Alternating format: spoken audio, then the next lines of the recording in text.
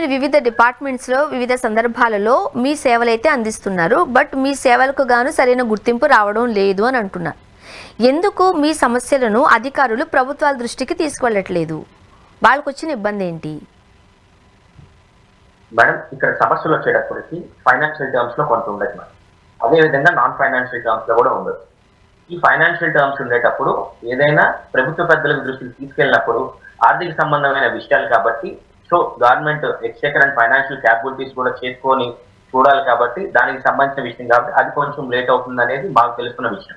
ఆర్థికేతర సమస్యల విషయానికి వచ్చినప్పుడు నిజంగా ఇంత వర్క్ బర్డెన్ అనేది జరుగుతుంది, మా మీద పడుతుంది అని చెప్పి మేము అధికారులకు తెలుస్తున్నప్పుడు తెలియజేస్తున్నప్పుడు వారు ఒక రకంగా పోర్ట్రే చేయాల్సింది పోయి ఇంకొక రకంగా మళ్ళీ 4 సమస్యలు తీసుకెళ్తే 5వ సమస్యల్ని 5వ సేవల్ని కానీ సర్వేలు కానీ మా మీద పెడుతున్నారు కానీ నిజంగా అవి ప్రభుత్వం దృష్టికి చేరట్లేదని మేము అనుకుంటున్నాం మేడం.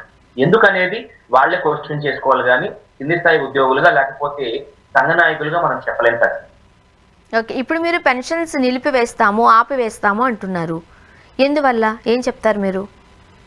మేడం, ఏ రోజు కూడా మా ఆంధ్రప్రదేశ్ గ్రామ వార్డు సచివాలయ ఉద్యోగుల ఐక్య కార్యాచరణ కమిటీ పక్షాన పెన్షన్లు సామాజిక పెన్షన్లు మేము నిలిపివేస్తామని చెప్పలేదు, నిలుపుదల చేస్తామని చెప్పలేదు. మేము ఏదైతే చెప్తున్నామో గత 15 రోజులుగా మేము 15 రోజుల క్రితమే 8 సెప్టెంబర్ 2025వ తేదీన గౌరవ జిఎస్డబ్ల్యూఎస్ డైరెక్టర్ గారికి మా ఐక్య కార్యాచరణ కమిటీ పక్షాన మేము ఒక నోటీస్ను అందజేయడం జరిగింది. ఆ నోటీస్ సారాంశం ఏంటంటే దయచేసి మా సమస్యల మీద ప్రభుత్వం ఒక మీటింగ్ కండక్ట్ చేస్తే దాంట్లో మీరు చేయగలిగింది ఏంటి చేయలేనిది ఏంటి అని చెప్పిన దాన్ని బట్టి మా కార్యాచరణ ముందుకు తీసుకెళ్లాలా లేకపోతే వెనక్కి తీసుకెళ్లాలా లేకపోతే ఉధృతం చేయాలనే దాన్ని మేము తెలిసి ఉన్నాం. కానీ ఇన్ని రోజుల వరకు ఇప్పటి వరకు కూడా నవ్వు కూడా ఇంతవరకు ప్రభుత్వం నుంచి కొంత ఒక కాల్ వచ్చింది కానీ దానికి సంబంధించిన స్పష్టత లేదు. అందుకోసం మేము ఏం చేసామంటే నిన్న గౌరవ SERP society for elimination of rural poverty CEO గారికి కలిసి మేడం ఈ నెల మేము నోటీస్ అందజేసి ఉన్నాం కాబట్టి ఒకవేళ ప్రభుత్వం చర్చలకు పిలవని పక్షంలో మేము పెన్షన్ పంపిణీకి దూరంగా ఉంటాం కానీ దానికి మీరు ప్రత్యామ్నాయ ఏర్పాట్లు వేరే ఉద్యోగుల నుండి చేసుకోవాలి, మేము సహకరించే పరిస్థితి ఉండదు కాబట్టి అని చెప్పి ముందస్తు నోటీస్ అందజేశాం కానీ పెన్షన్ నిలుపుదల చేస్తామని ఎక్కడ మేము చెప్పలేదు. ఓకే, ఇప్పుడు మీరు 10 నుంచి అంటే 15 రోజుల నుంచి ఒక 20 రోజులుగా దీనికి సంబంధించిన ఫైట్ చేస్తూనే ఉన్నారు. ఎవరైనా స్పందించారు? ఎప్పుడైనా గవర్నమెంట్ నుంచి మీకు ఏమైనా కాల్ వచ్చిందా, మాట్లాడారా? మేడం, వివిధ పత్రికా రూపంలో కానీ లేకపోతే పాత్రికేయ మిత్రుల ద్వారా కానీ లేదంటే ఏమైనా సోషల్ మీడియా ఛానల్స్ అంటే మీలాంటి న్యూస్ ఛానల్స్ ముందుకు వచ్చినప్పుడు వారి ద్వారా మేము ఖచ్చితంగా మాకు ఉన్నటువంటి సమస్యలు తెలియజేస్తున్నాము. ఈ రోజు మార్నింగ్ 11 o'clockకి మా చైర్మన్ గారికి గౌరవ అధికారుల నుంచి ఫోన్ చేసి రేపు జరిగే మీటింగ్ ఏదైతే ఉందో గ్రామ వార్డు సచివాలయ ఉద్యోగుల సమస్యలు ఉందో అది రేపు మార్నింగ్ 11 గంటలకి సెక్రటేరియట్ అటెండ్ అవ్వమని చెప్పారు. సో అది మాకు చర్చలకి కాల్ వస్తుంది అనేది ఇప్పుడే తెలుస్తుంది కాబట్టి అది చెప్తున్నాము. రేపు జరగబోయే చర్చల్లో మరి ఏ నిర్ణయం అనేది అధికారులు చెప్తారో దాన్ని మేము ఏ విధంగా తీసుకోవాలనేది మా స్టీరింగ్ కమిటీ కానీ లేదంటే మా కోర్ కమిటీ సభ్యులు కానీ డిస్కస్ చేసుకొని తదనంతరం జరిగే కార్యాచరణ దృష్టి పెడతాం. ఇప్పుడు మీరు గవర్నమెంట్ కి వ్యతిరేకంగా వెళుతున్నారు అంతే కదండి? మేడం, ఎప్పుడు కూడా ప్రజాస్వామ్యంలో డాక్టర్ బాబాసాహెబ్ కల్పించినటువంటి రాజ్యాంగంలో మనకి ఇచ్చినటువంటి భావ ప్రకటన స్వేచ్ఛ కానీ వాక్ స్వాతంత్ర హక్కు కానీ వాటి మీద మేము నిరసన కార్యక్రమాలే చేస్తున్నాం కానీ ఎక్కడా కూడా ఏ ప్రభుత్వానికి వ్యతిరేకంగా వెళ్ళేది లేదు.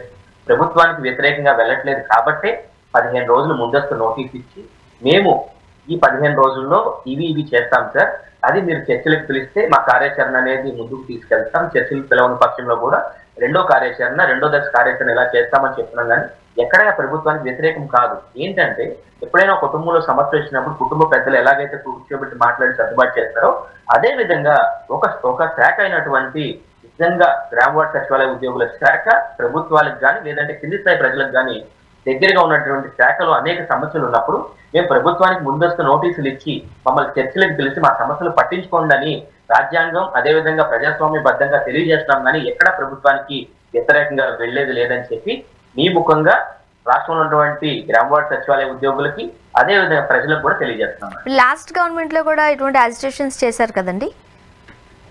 ఖచ్చితంగా మేడం, ఏదైతే నేను ముందే చెప్పున్నానో 2 సంవత్సరాలకు పూర్తవలసిన ప్రొబేషనల్ పూర్తి కాకపోతే అప్పుడు కూడా ముందస్తు సమాచారం లేకుండా మాకున్నటువంటి అఫీషియల్ వాట్సాప్ గ్రూపులు ప్రభుత్వాలకి అదేవిధంగా అధికారులకి మాకు మధ్య సమన్వయం చేసే అఫీషియల్ వాట్సాప్ గ్రూపుల నుంచి ముందస్తు సమాచారం లేకుండా మేము లెఫ్ట్ అయ్యాము.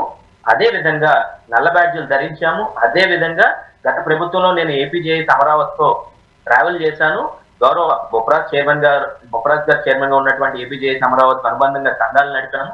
అప్పుడు కూడా 92 రోజులు ఉద్యమాలు చేశాము, నల్ల కండువాలు ధరించాము, నల్ల బ్యాడ్జీలు ధరించాము. ఆ ప్రభుత్వంలో చేశాము. ఈ ప్రభుత్వంలో కూడా నోటీసులు ఇచ్చి ముందస్తు ప్రణాళికల ప్రకారమే నోటీసులు ఇచ్చి మా సమస్యలు ఉన్నాయి సార్ అని చెప్తూ ఇస్తున్నాం. కానీ ఎక్కడా కూడా అంతకంటే అడ్వర్స్ గా చేసేదేమి చేయట్లేదు మేడం.